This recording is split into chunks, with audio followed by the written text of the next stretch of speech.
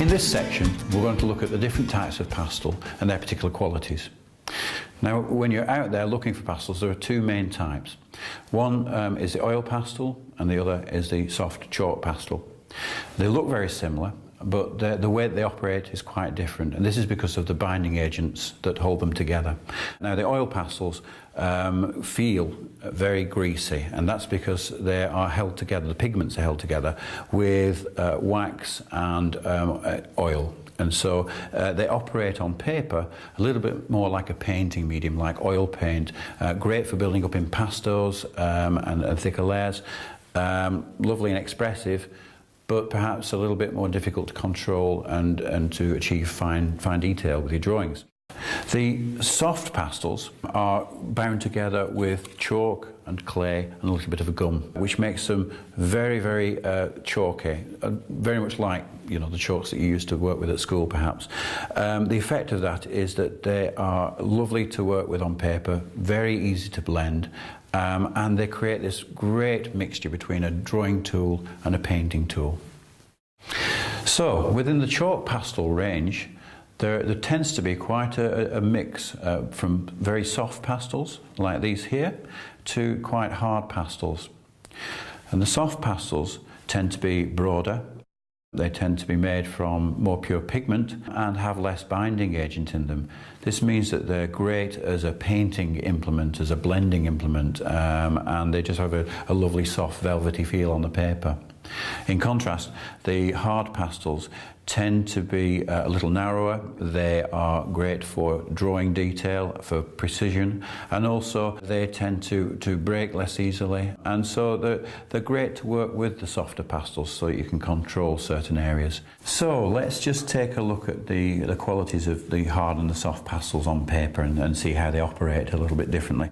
As you can see, the soft pastels are broader to start off with. And so when you apply them to the paper, you know, you get this lovely kind of soft quality with the paper texture breaking through very, very easily. Now, they blend really nicely as well, so you can work that into the grain of the paper, and it's because of that pure, soft pigment that they operate so well.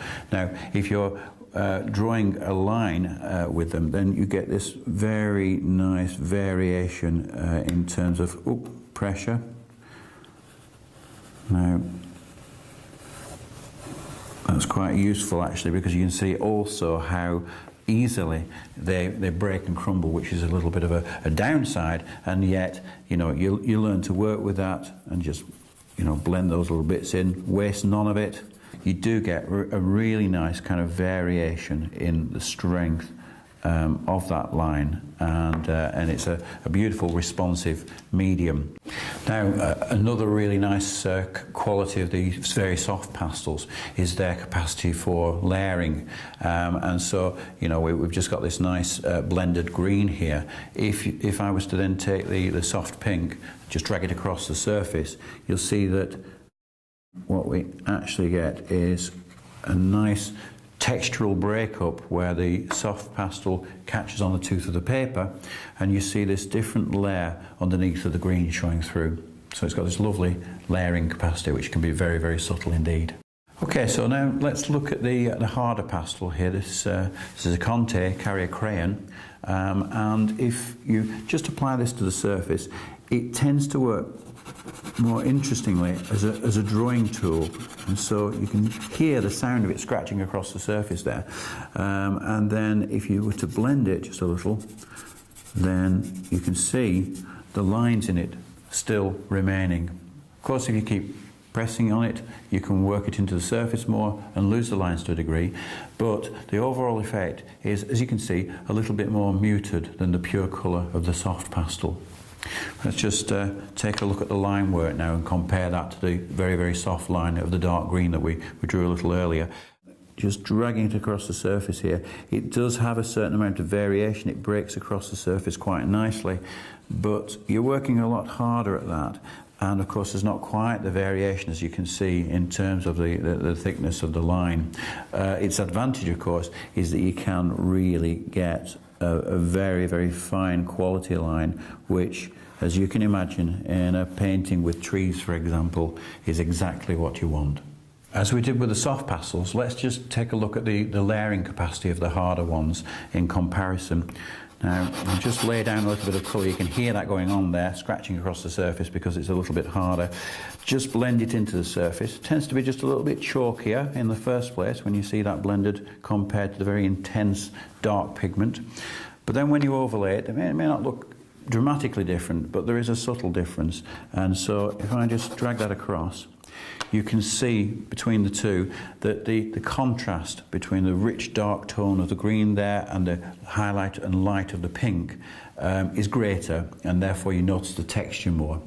Whereas with the hard pastel blended in and then a harder pastel dragged over the top, you don't get quite the same capture on the tooth, and therefore you don't get quite the same contrast, and therefore energy and life to your pastel painting.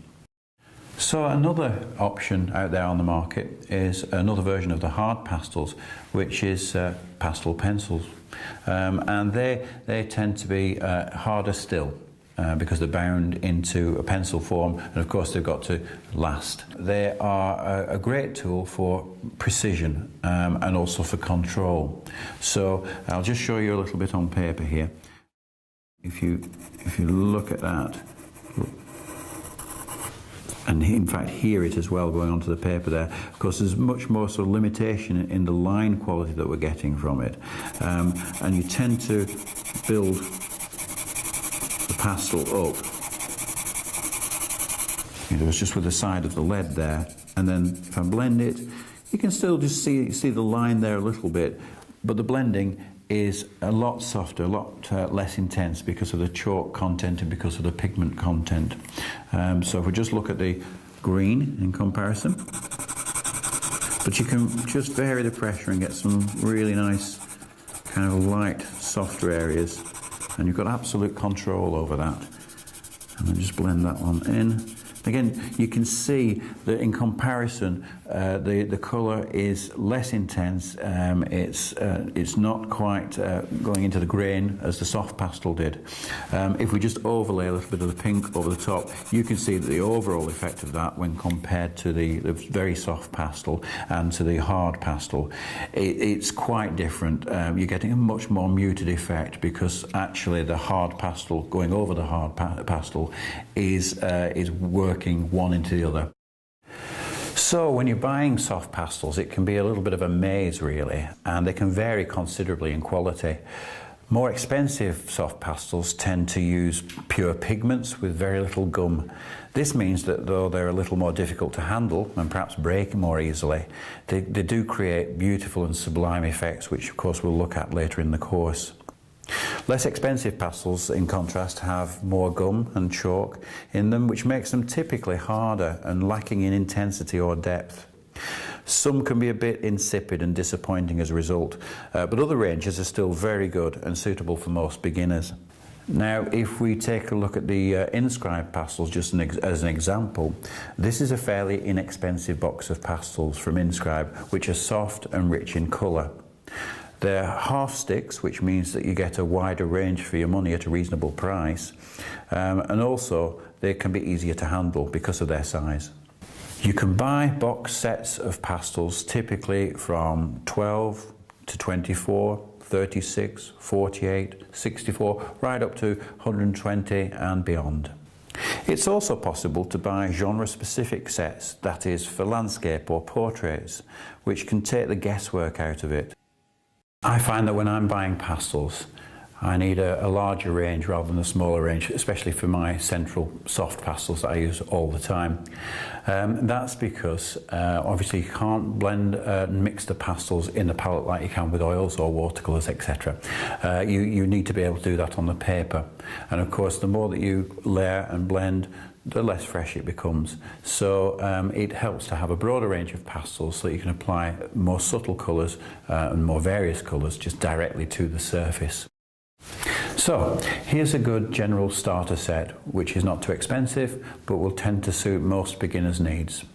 There's a reasonable size set of the softer pastels. This is Inscribe, 48 colours here you could stretch to 64 possibly. But as you can see, you've got some of your very, very subtle tones in there, as well as some good, bold, strong colour for those intense painterly effects. You've got 24 Conte Carrier crayons here, which are the harder pastels. They'll be great for your fine detail, less expensive when you want to do some of your initial blocking in, and a range of 24 gives you a decent spread of colour without breaking your bank. And finally, here are some soft pencils, which of course are the hardest of the soft pastel types, and they'll do the absolute fine detail. And I think to start off with, you just need a starter set of perhaps 12 generic pencils.